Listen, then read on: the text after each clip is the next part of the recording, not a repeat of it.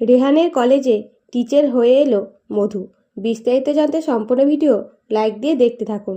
রেহান কলেজে যাওয়ার পরে রূপাইকে গোড়াদা ফোন করে বলে, মেডিকেল কলেজে একজন ড্রাইভার লাগবে, তুই যাবি, ভালো মাইনে দেবে। তখন রূপাই বলে, সেই কলেজে তো আমার বর পড়াশোনা করে, সেখানে আমার গাড়ি চালানো ঠিক হবে? তখন গোড়াদা বলে, তুই তোর মতো গাড়ি চালাবি আর তোর বর নিজের মতো পড়াশোনা করবে। তখন রূপাই বলে, ঠিক আছে, আমি যাব, কাজটা আমার খুব দরকার। এরপরে রূপাই রেহানের কলেজে যেয়ে একজন স্টাফের সাথে কথা বলে। তিনিই রূপাইকে কাজ দেয় কলেজের অ্যাম্বুলেন্স চালানোর, তবে সন্ধ্যে 6টা থেকে মাঝরাত 2টো পর্যন্ত। তাই রূপাই বলে, আমি আমার স্বামীর সাথে কথা বলে জানাবো। তখন ব্যক্তিটি বলে, ঠিক আছে, 2-3 দিনের মধ্যে জানাবে।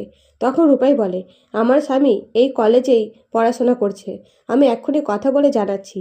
এই বলে রেহানের ক্লাসরুমের দিকে যায়।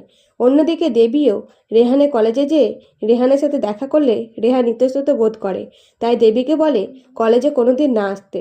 তখন দেবী রেহানকে কফি খেতে যেতে বলে আর বলে, তুমি চাকরিটা করো, আমি দাদুভাইকে রাজি করিয়ে নেব।